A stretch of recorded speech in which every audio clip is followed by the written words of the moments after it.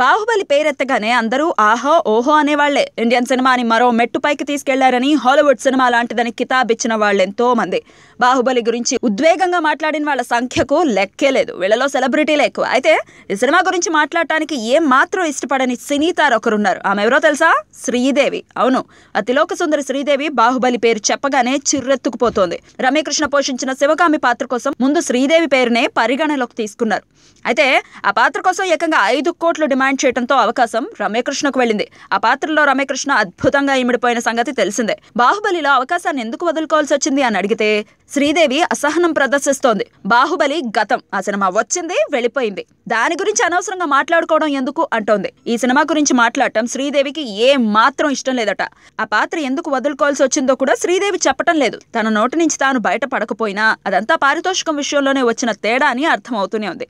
పారితోషికం కోసం ఓ మంచి సినిమాలో నటించే అవకాశం కోల్పోయానని శ్రీదేవి ఇప్పటికీ బాధపడుతూనే ఉంది.